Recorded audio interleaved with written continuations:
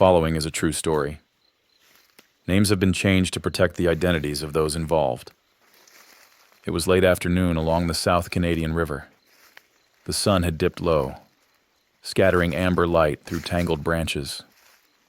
The sounds of cicadas buzzed in the humid Oklahoma air, punctuated only by the occasional splash of fish beneath the muddy waters.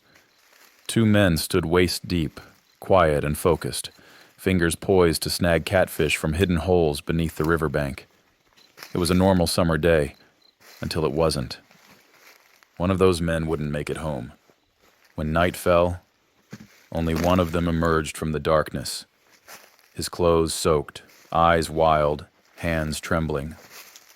He would later tell authorities a story so bizarre, it blurred the line between reality and nightmare. He claimed his friend had summoned Bigfoot to kill him, and he'd had no choice but to strike first. In the scorching July heat of 2022, Paul Richards and Danny Coulter headed to their favorite noodling spot near Allen, Oklahoma. The pair had been friends for years, bonded by a love of fishing and the simple pleasures of the outdoors.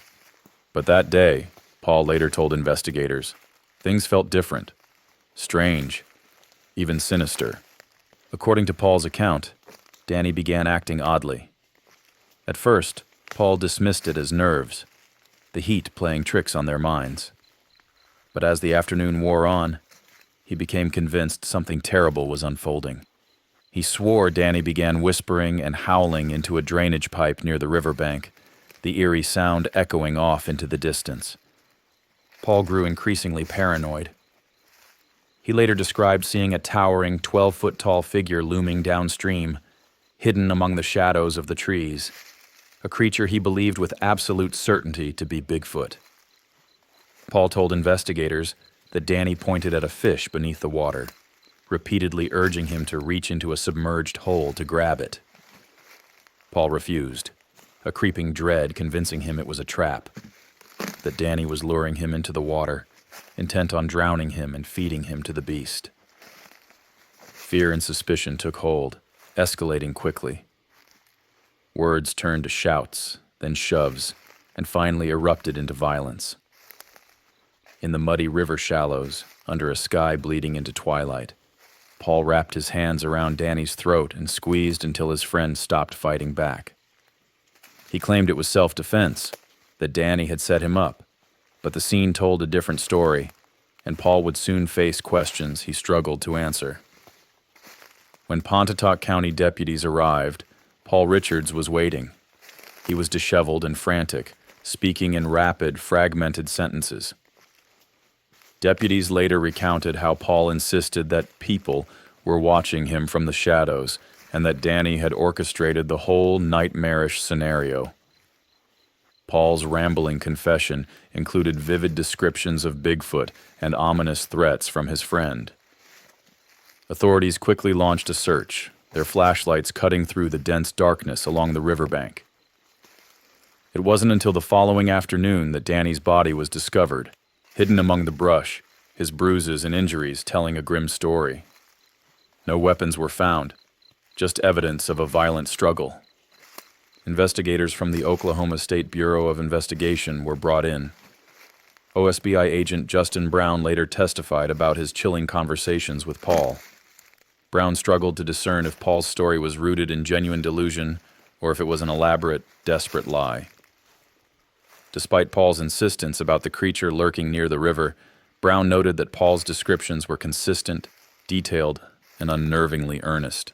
The investigation raised haunting questions about Paul's mental state, his history with substance abuse, and the blurred lines between fantasy and reality that had led to a senseless tragedy. By the time Paul Richards stood trial, months later in the quiet courtroom in Ada, Oklahoma, the bizarre case had captured the attention of locals and media alike. Paul had waived his right to a jury, entrusting his fate to the judgment of a single judge. During the trial, prosecutors argued vigorously that Paul's actions went beyond self-defense. They highlighted how Paul maintained the chokehold until Danny's face turned blue, insisting this demonstrated clear malice aforethought, a critical element for first-degree murder charges in Oklahoma. Paul's defense team painted a different picture. They described a man tormented by paranoia, genuinely convinced he was in mortal danger. They questioned investigators about Paul's history of substance abuse and psychological instability, suggesting his state of mind had significantly deteriorated. Yet the prosecutor's closing argument echoed grimly in the courtroom. Yes, there were monsters in the woods that night, but it wasn't Bigfoot. It was Paul Richards. The judge ruled swiftly. Paul Richards was found guilty of first-degree murder, his fate sealed by the vivid and unsettling details of his own confession. In June of 2023, nearly a year after the tragic night on the South Canadian River, Paul Richards was sentenced to life in prison without parole. His bizarre tale of Bigfoot had come full circle, leaving behind grief-stricken families and a community grappling with the reality that sometimes the monsters we fear most are the ones lurking within ourselves. Out in the wilderness of Oklahoma, stories about Bigfoot and mythical creatures remain whispered around campfires.